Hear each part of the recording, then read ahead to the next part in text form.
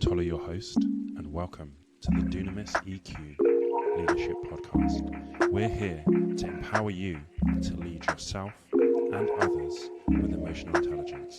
Let's go. Angelo, welcome to the show. Thanks so much for coming on. Yeah, thank you so much, Phil. I'm grateful to be here. Yeah, it's my pleasure. It's my pleasure. So we connected recently on LinkedIn, and I was really interested about your title, your tagline, which was about, helping sales people to lead better. So I would love for you to tell the listeners a little bit about yourself, and then we can get into some questions after that. Sure. So I've been on a journey. Now, this journey had started a long time ago, and I'm at a point in the journey that I'm excited to be here, but, before we start about where I'm at today, let me start where I started. And I grew up in the staffing industry. I started fresh out of college. It was my first professional job. And I was with one company for nearly 11 years, where I started as an individual producer, grew into leadership. Actually, leadership found me, I like to say. And I made a lot of mistakes as a leader, but I learned from those mistakes and grew and had a lot of great opportunities, met a lot of great people. But I always looked at myself as a leader and a coach. And that's the part of my job that I came to show up for every single day. And I just wanted to inspire my team, empower them, and got to a point at that organization where, I needed to grow more and I wanted to grow my leadership skills. And I went out and I found that. So I found another leader. And, 12 months later, my circumstances have changed where now I'm pursuing my passion of coaching, just something I've thought about for years. And I didn't think I would be in this position for another 12 to 18 months, but here I am today getting an opportunity to live my dream. So what I'm trying to do is, inspire others that were in my position that, was a life that they fell into, and helping them live the life that they are dreaming of.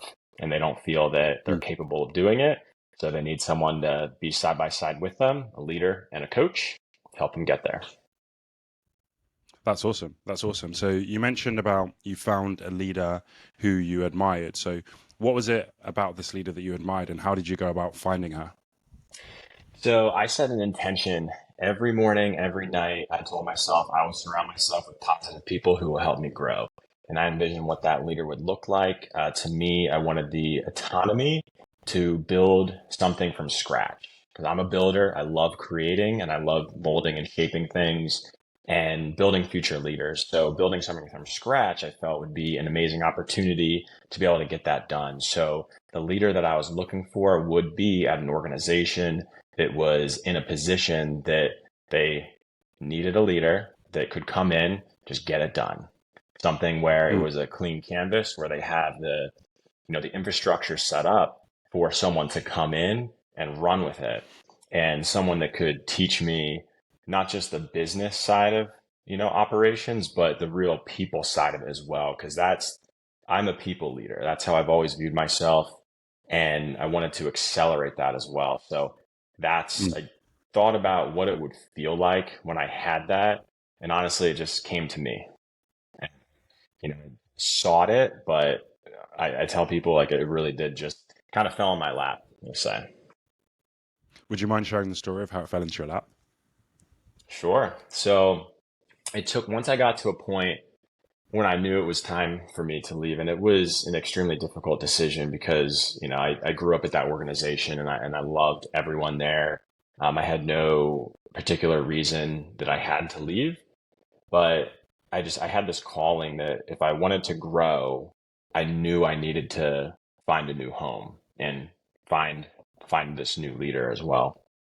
And I was very passive, but also active at the same time, where I had updated my LinkedIn. I had set my intention of what I was looking for, but I didn't entertain just any call that came through. I was very guarded with my time because out of full respect, I had a full-time position. I had a team that relied on me and deliverables. So I wanted to give my full attention to that.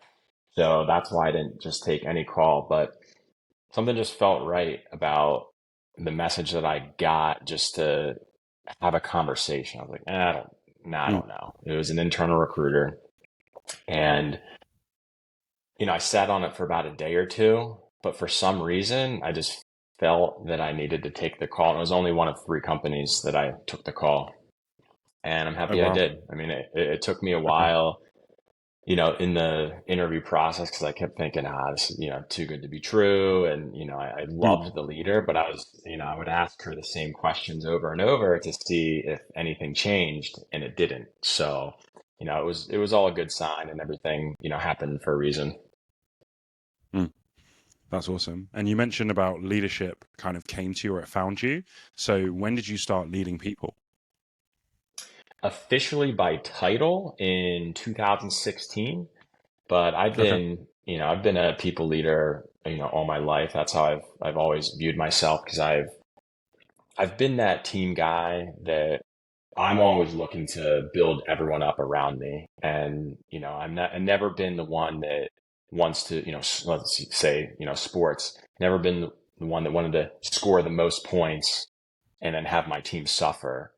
I wanted to get Mm. a win, but also have my team win with me. So Mm. when we got into the professional world with recruiting, it's a very individualistic career, because as a recruiter, you get paid commission based on the placements you make. So those are Mm. my placements, my work. But whenever I had people around me, which, you're sitting in cubes, I called it cube life. You hear other people on the phone, you hear the conversations, they're going through the same struggles you're going through. So, as a team, I always would share whenever possible. If I heard someone, I would step in, kind of Mm. act as a mentor, even if I was only more experienced by a couple months. And I Mm. just learned through osmosis, really, of all the people around me too, regardless of their amount of years of experience. So there was an opportunity that came about. I was a recruiter, moved into a sales position. And at that point, I really missed recruiting. I was good at sales, but I'll be honest, I wasn't great at sales in that Mm. organization. And I missed, my network of, candidates I had. It was fantastic, but there was a gap in leadership that we had there. And my current boss, at the time, he saw that in me, that I could fill that leadership gap, because I was playing that role without having the title. So that's any advice that I Mm. would give to anyone that's looking to get into leadership: is do the job before you have the job. Everyone thinks that you have to have a title to be a leader. Mm. That is so far from Mm. the truth. It's not even funny. So, that's the advice I would give: is find someone on your team today that needs a mentor, and just volunteer your time.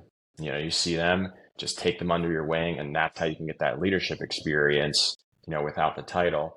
And that's just what happened to me. So, then we fast forward, hey, come back into recruiting. You recruit for a couple months, just, prove yourself, again. I know you got it, but just come back in, produce, and when the time is right, we'll make the switch. It's absolutely, I trust you. So we did it, made the switch. I get back to recruiting, and I never asked for a timeline. I never asked for, anything. It just happened. And, when I got Mm. pulled in the office and knew it was happening, I was beyond excited, but honestly, I was shocked too, because I never asked for anything, in my life. Mm. And, Mm. I was like, okay, here we go. Day one, let's start. So what were some of the adjustments that you had to make going from that kind of unofficial people leader position to the titled official people leader? That was a difficult transition. So on paper, right, it's easy, because Yeah. all of a sudden you have a new signature, you get a, Yeah. new business card, and it says, I'm a leader.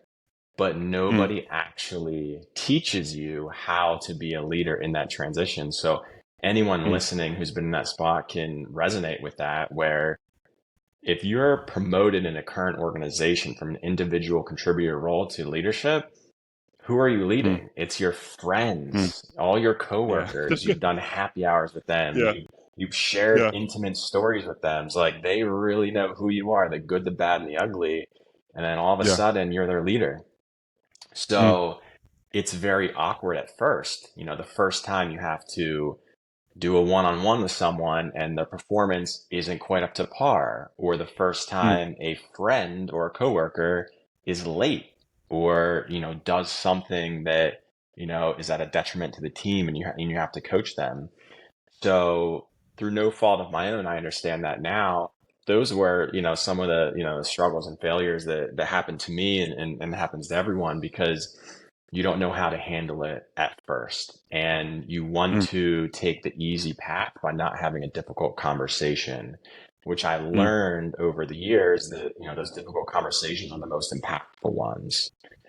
mm. So that was a challenge, biggest challenge that I faced because I always led through example. So I'd Yeah. show up on time, I'd be there late when it was required. I would put in the work during the day. They would hear me on the phones. I would be side by side coaching them. I would never approach a problem just at surface level. I would always seek to understand. So I think Mm, that's what led me to progress my leadership quickly and get the buy-in with the team because they mm, knew that, yes, I was their friend, but I also, was their leader. So they respected that because I did have that line drawn where I never bought mm, into you can't be friends with your team, right? I don't mm, believe that's true. I think you can, but you have to draw the line of respect as a leader, knowing that you treat your team like the adults that they are, empower them to make meaningful decisions and trust them. But if mm. they cross that line, you are right there to address it. So there's no one's taking advantage of you. And honestly, in my 7 years of leadership leading that way, I think I've had to say no to someone maybe two or three times because they crossed the line. Because Mm. my team always respected me and I respected them. I think it's a really interesting one because I think that sometimes with our friends, we're almost afraid to hold them accountable because we feel like friendship is meant to be based on I like you, you like me. We kind of do whatever we do. But I feel like maybe it's because I come from a sports background, right? So you're my teammate, you're my friend, you're my brother, but like, bro, we still have to hold each other accountable because we're all trying to win. And I feel like maybe it's an interesting one because I feel like for me with my friends, like we're all trying to win at life. We're all trying to move in the direction that leads to success. So I hold my friends accountable and they hold me accountable, even though we're not leading each other in quotes, but there is still that accountability and you don't cross lines that shouldn't be crossed. So I think it's a really interesting one of that thing of friend versus boss kind of leader. It's kind of like, well, I do wonder like if you have the right kind of friendships, like is it similar anyway? Right. It is. So when you're at work, it's a team. So you can say, Mm, your team in sports or, at work, and that team is only as strong as the weakest link. So I always looked at empowering every single person on my team, right, to make those powerful decisions and hold each other accountable. Is it my mm, job as a leader to hold each individual accountable? Yes, but a good team has every person as a checkpoint as well. So yeah. whether that's through the buddy system where you pair people up or you do it's the positive reinforcement. I was taught something in a leadership training a few years ago where you put coins in one pocket. So say you put, 20 coins in your left pocket. Every time you give a positive reinforcement, you take that coin and you put it into your right pocket. And you should have more coins in your right pocket than to do your left by the end of the day. If not, you have to evaluate what was happening. And Mm, through that positive reinforcement, that in turn gets the team to check in with each other as well because they know what I'm reinforcing and they double down on that as well. So whether that's, say in recruiting, great, you made, your 40 phone calls today, or you got your two candidates submitted to the client, mm, you made a deal today, whatever it is, pumping that up.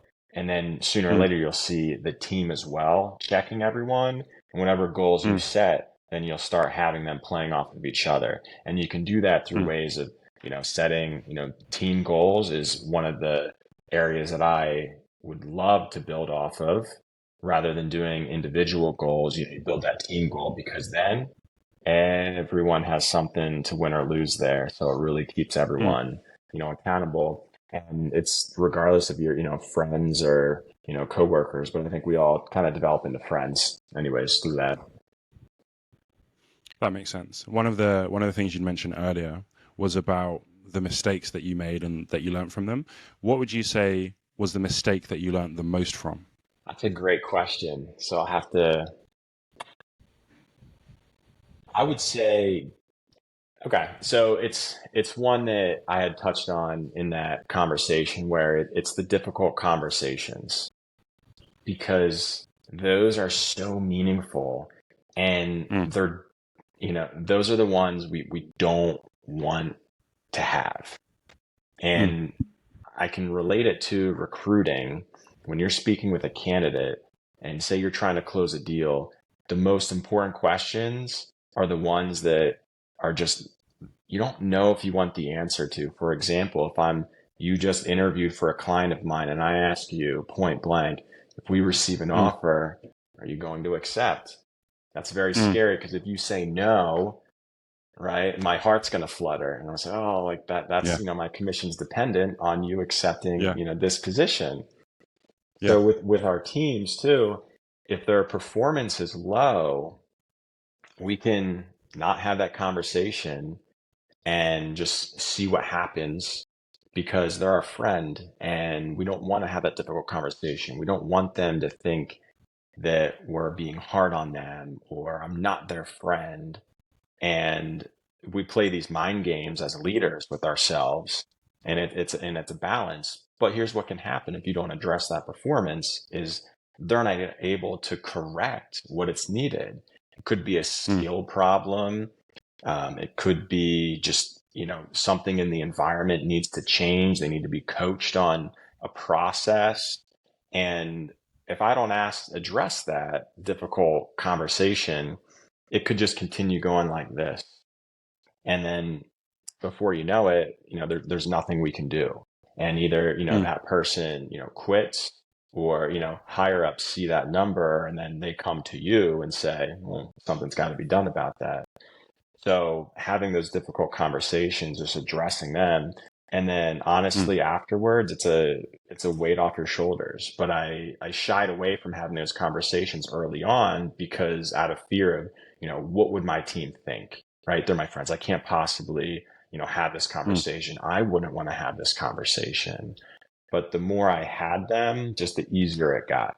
And then you learn ways how to have those conversations where it's not so difficult. Mm. Okay.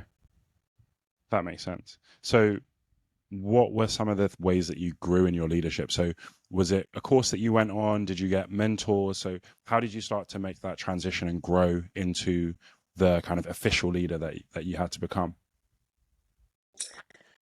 So for me, I think it came with just a deep understanding of, what people really want. And that I had to focus on myself first. So I heard this great quote probably about 2 years ago by Todd Durkin. He's a fellow coach, and he says, "Leader of one, leader of many. If you can't lead one, you can't lead any." So before Mm. you become a leader of many, right? What do you have to do? You have to take care of yourself. You're the most Mm. important person. So Mm. if your team sees you're not taking care of yourself or you're not taking care of, business, how can you expect them to do all the things you say? So our teams catch, it's caught more than what is taught. Taught, yeah, So 100%. that's just, that came natural to me. So, it started with, taking care of myself outside of work, inside of work, all that self-care. And then, while I'm at work too, just, leading by example and just trying to stay in tune with my people and what they really needed and Mm. really cut the fluff and let them know that I understand them because I am them, right? Just because I'm the leader doesn't mean I'm on a different playing field. I'm still recruiting.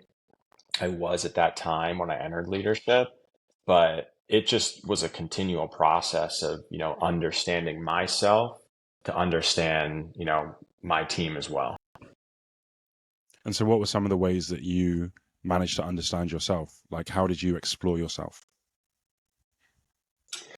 So that came with a lot of just self-reflection, and that took me like it took many years to really fine-tune that process, because honestly, I believe the first, we'll say, 4 years of my leadership was figuring that out and, Mm, figuring out my style, because I never realized the influence that I truly had as a leader.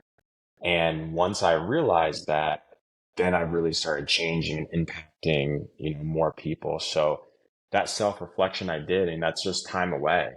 You have to step away from work. Work will always be there. And mm, once you realize that, things change, because we're always plugged in and we never give ourselves time to actually unwind, stop, and self-reflect. And my time to self-reflect always came through physical exercise. So that's where it okay. first started, whether that be running, strength training, playing sports. I was a huge volleyball guy, early Okay. on, and just getting away and, understanding what I want more. That helped me really understand what my team is looking for. Yeah, I feel like that time for reflection and sometimes asking yourself some uncomfortable questions, I think makes such a massive difference, because I think it's that thing of, when you're on the airplane and they say, in case of an emergency, you put your oxygen mask on first and then put on someone else's. It's that thing of, you really need to understand yourself. You really need to understand your motivations, your likes, your dislikes, before you can really then start to apply that to other people. So I really, really like that. I wanted to ask you, what does emotional intelligence mean to you? So to me, emotional intelligence, I was thinking about this before we chatted, and it's all about energy. And, Mm, because emotions actually are an energetic response in our body. Now, there's a whole science behind it that's probably for okay. another podcast to dive deep into, but it Yeah. really is just energy. So Mm, that is what propelled my leadership career. So that energy, all emotions are energy. So I need to have that self-awareness with myself and to understand what is going on. And if mm, I can understand what is going on inside, then I'm able to lead in the moment way better. Giving an example, if there's, say, what could come across as a frustrating situation, well, if you're a leader that doesn't understand how their emotions work and energy, and you just react, you may say something that you don't mean to say, and that's not going to come mm, across as the learning moment that it should. So what you mm, could do instead, if it's that frustrating moment, pause, because you feel a spike in your body where maybe it's that, frustration or annoyance, whatever it is, because that's just a human response. Doesn't mean that mm, actually is annoying or frustrating, but that's what, where our brain is telling us that. So there's a power in the mm, pause. Just pause in the moment, mm, take a breath, and then it clears everything. And then you're able to think and seek to understand, because the problem is never the problem. It's, mm, once we find out what it really is, then we're able to hit with mm, that. And when you're aware of your energy and what you put out there, you attract mm, what you put out too. So if you're mm, positive, you're going to attract those positive people as well. And our team feeds off of that. So whenever I walk into the room, especially my last year in leadership, first thing I would do, it doesn't not matter what had happened, anything that morning. And when I have two young kids, so there's a whirlwind that can happen before I get into the office. When yeah. I get in there, what's up, team? How we doing today? And smile Mm, on my face. I'm glowing. I'm putting out that positive energy. I'm not, oh, traffic was terrible. Oh man, I had to wake up so early today. They can feel that energy.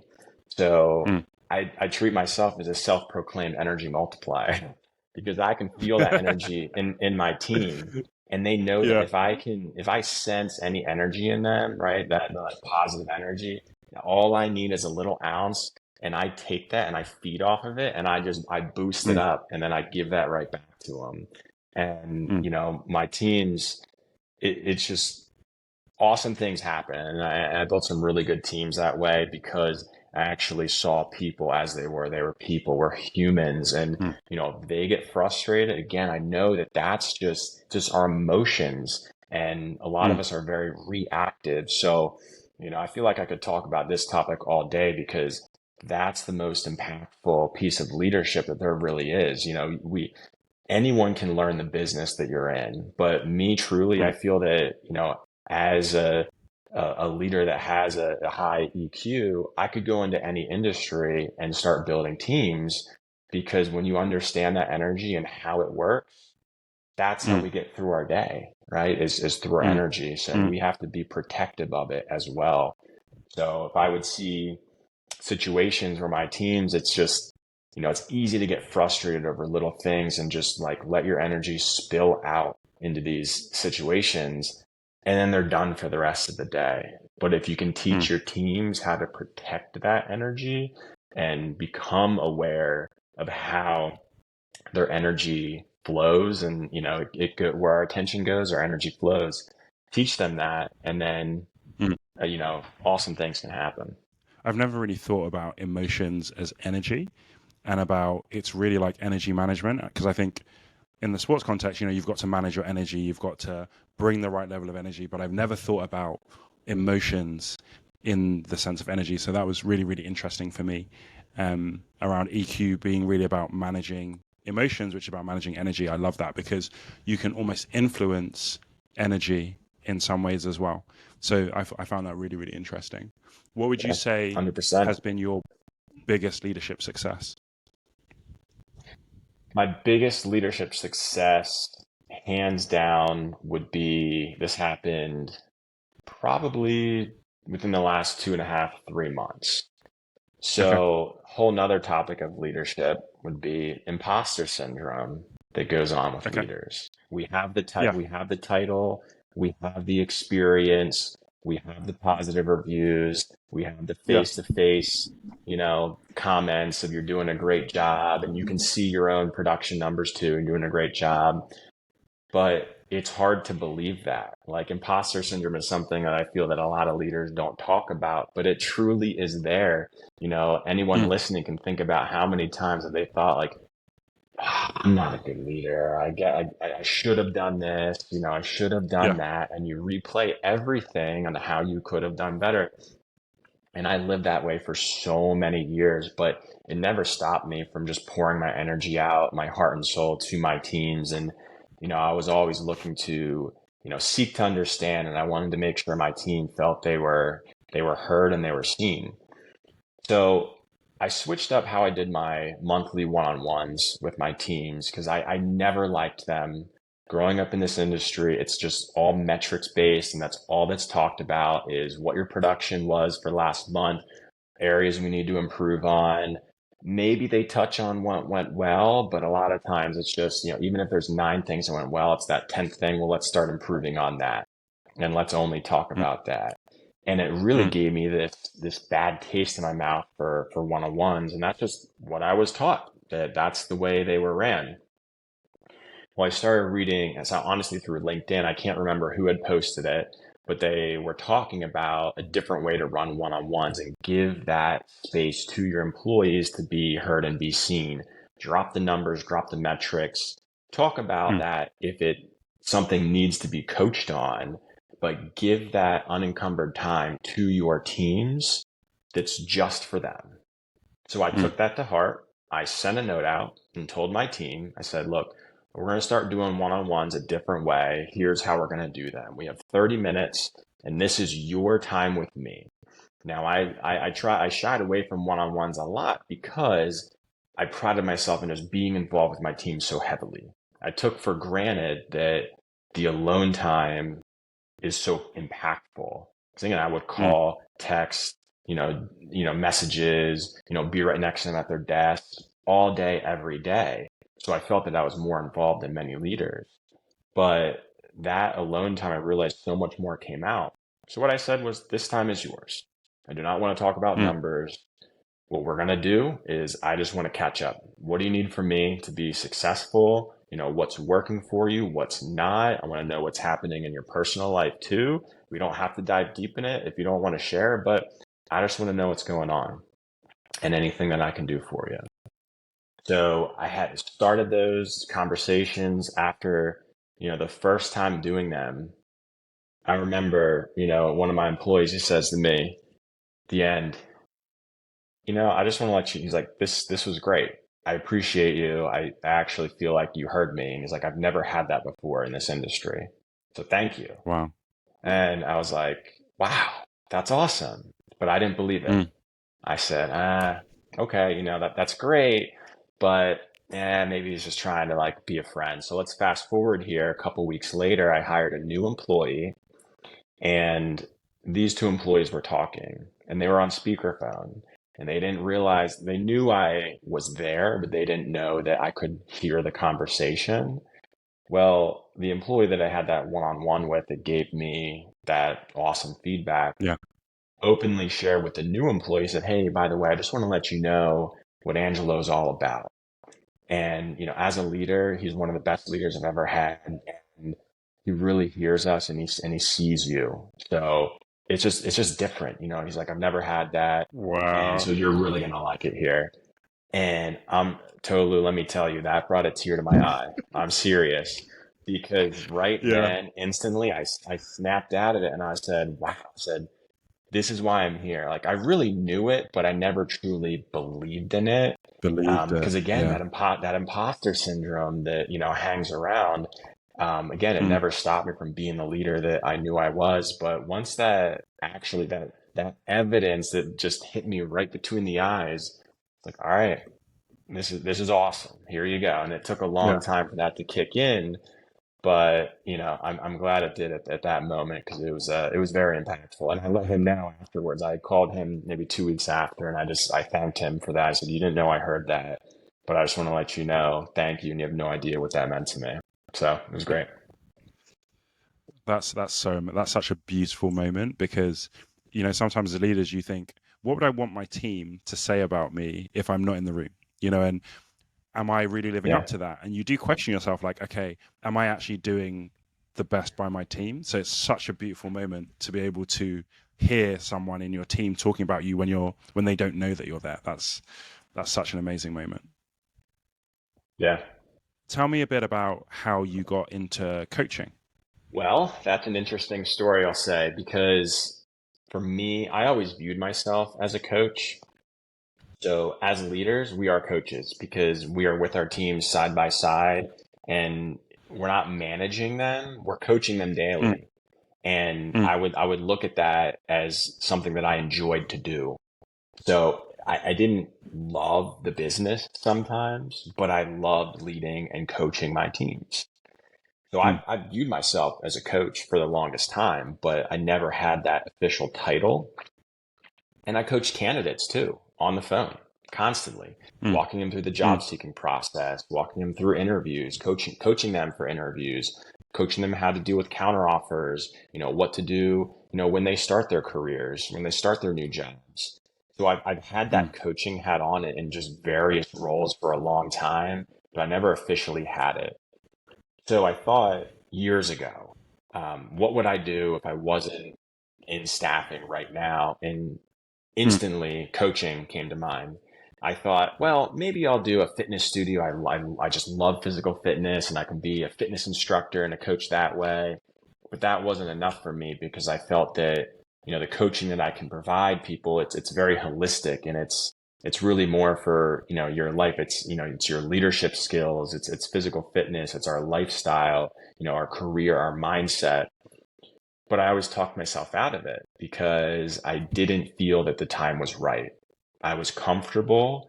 I was making, healthy 6-figure, income consistently. I had the title. I had the reviews. I had no reason to leave, but I was burnt out, and I needed a change, from my first job of nearly 11 years. So I thought I was going to get into coaching then. But again, you're not just going to turn off a healthy 6-figure salary and start from scratch. You'd have to be crazy to do that. Well, here I am now. But so that's why I went back and I said, okay, well, I can continue to grow, right? So I Mm, wanted to expand my leadership, which we talked about earlier in the podcast. So I found mm, that leader that would help me expand in the areas that would set me up for future success. So I'm mm, forever grateful for the opportunity that I received. Well, 14 months into that new journey where I'm thinking, hey, in another 12 to 18 months, then I'll step into the coaching world. I'll be all set up. I'll have everything figured out, all the things that I thought I needed. Well, then I mm. was let go on July 31st. Wow. And when I got that phone call, sure, I went through the same human experience anyone would go through. I was angry, I was upset. Honestly, kind of hurt the ego a little bit to be like, I Yeah. mean, it's never happened in my life, and I've never had a bad review ever in my life.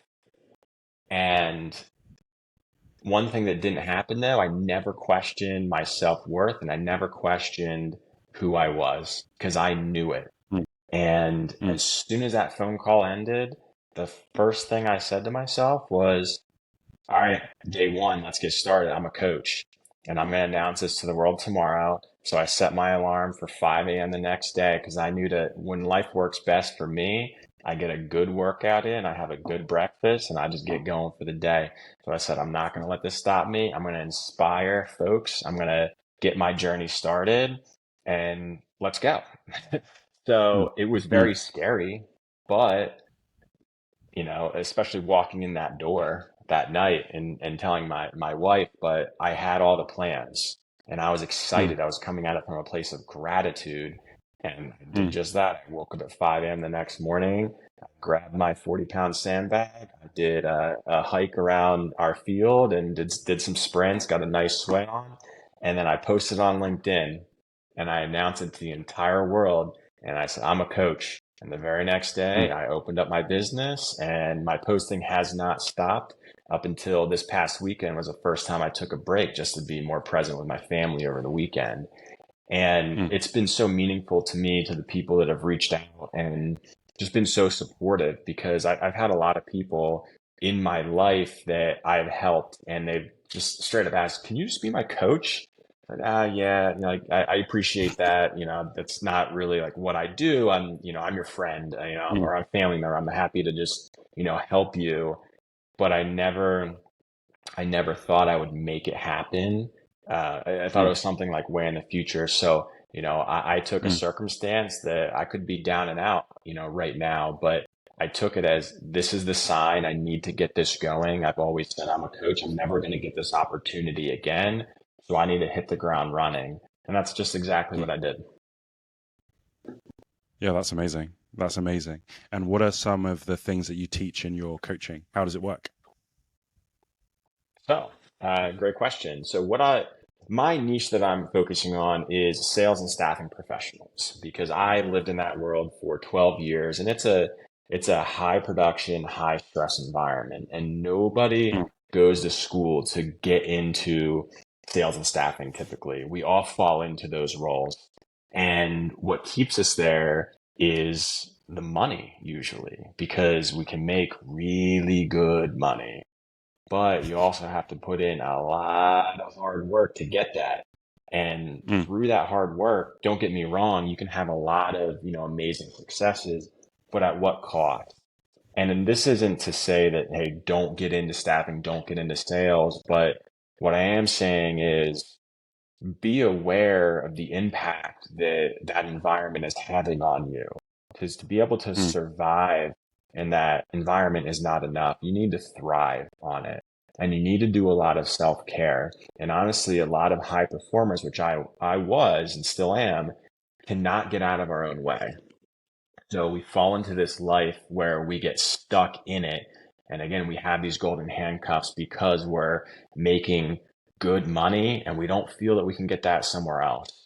And we feel we are a number. We feel we're that production. We feel we're just metrics because that's driven into any sales or staffing professional that their numbers are shown to them daily, weekly, quarterly, yearly.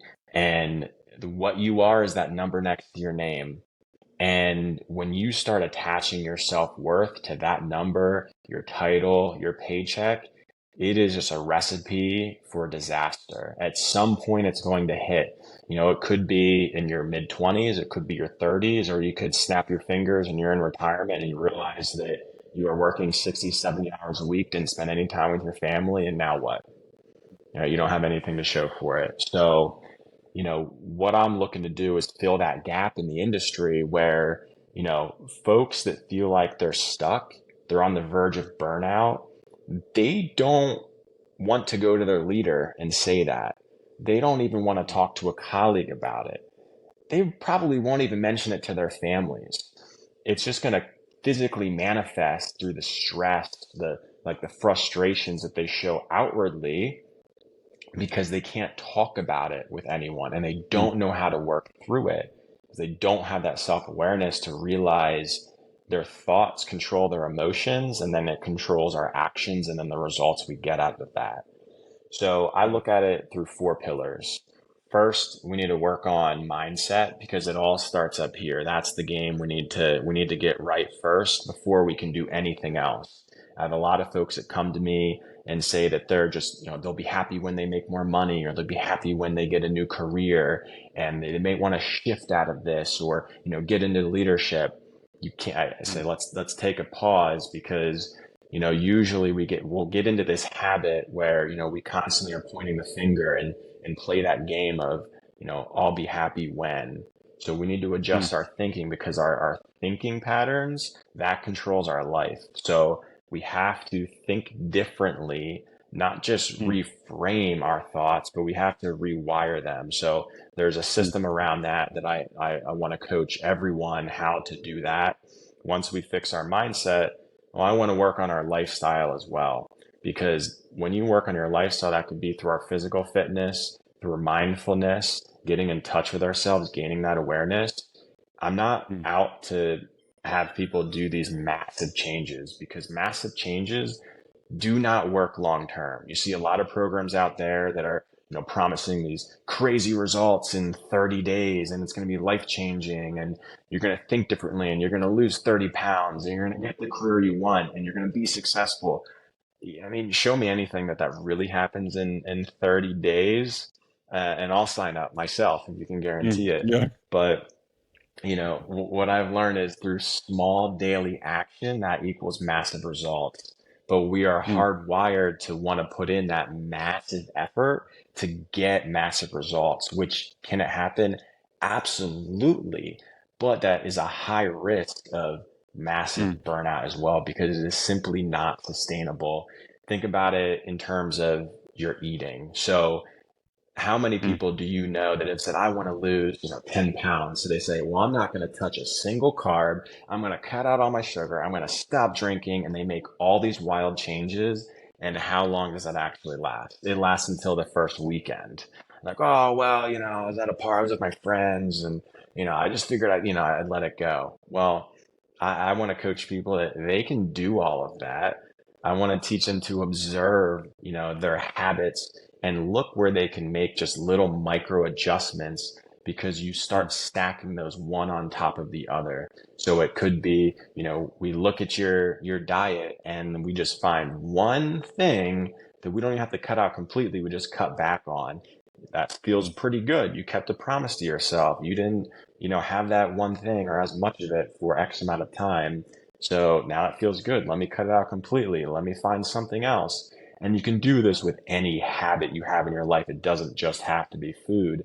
But again, the point is small daily action equals massive results. So, you have to be unsexy a lot to get sexy. People want to do the sexy work, and that just doesn't happen. Yeah. So when I learned that was pretty awesome. So after we work on your lifestyle, now we can get to your career because we've worked on the inner game in your mind. We've made those lifestyle adjustments. And if you want that new career, you want that new promotion, you got to be that leader of one before you can lead many.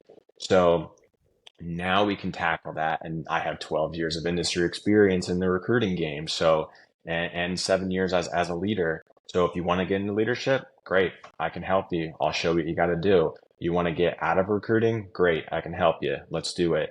You want to just find a new position in your current field. Well, I can help you with that too. But, you have to have your best self show up to that role, because who you're interviewing with is going to see that as well. And it's a Mm, disservice to yourself if you take that on. So after we get through our mindset, our lifestyle, and our career, what's left? Well, we have our families, we have our partners. That's our relationships. If you do all that work and you leave everyone else in the dust, you're just going to be alone. So I've been there myself where, I've done all this personal development work, and my wife is the best. I have been with her 16 years, actually 17 years now, coming up this year, and she will call me out when I need to. And I love her for it. For example, this was probably 2 months ago. A lot of great things going on, feeling amazing. I'm thinking I'm on top of the world. And my wife says to me, I love what you have going on with all this. She's like, but we're here too. And I said, wow. whoa, okay. Like it hit me Whoa. with a ton of bricks. But for me, you only need to tell me something just so small. I don't need um, a lot of input to change my thinking. Just tell me that, Mm, call me out, and I'll change it. And I mm, realized that I was focusing so much on myself and doing all this personal development, improving my life, that I'm human, right? So mm, I needed to pour back into my wife, into my kids, so I can help others with that as well, because it's not just a personal journey. That journey it's a shared experience along, mm, with your family, your kids, your partner, whatever. And that's something that's so important. And, it really comes down to communication is the key with that. So after we get through all four of that, it's a 12-week program called Level Up Your Life. And at that point, I am your resource, so I treat my team like they're my family. So I'll run through a wall for my team. So I'll do that for any of my clients too. mm. I love that it's a holistic picture, because I think often it can be quite focused just on whether it's your career or just your weight or whatever it is. So I love that it's quite a holistic approach. I really, really like that. Mhm. Yeah. So just as we close, what would you say to yourself at the beginning of your leadership journey? Love that. So what I would say to myself is just let it go. Just be Mm, your real self, and don't be afraid to step into who you really are. Because I held mm, myself back for so long because I wanted to please everyone. I wanted to do the right things, say the right things, show up the right way, and I was afraid of my voice, and I didn't realize the impact that my influence really had. Now, it doesn't mean that mm, I wasn't doing a good job as a leader, but I wasn't showing up as the real Angelo in the beginning. mm, It took some time. mm, And I think all leaders can resonate with that because, again, we want to be perfect, but that's mm, someone else's perfect that we're looking mm, at. So mm, you got to redefine who's perfect you're living off of. And now I realize that I'm me. I'm enough. I know the mm, influence I have, and I know my worth. I don't need that validation externally from anything. It's all inside here. So I would give that advice to my younger self and empower that younger Angelo to just step into it, right?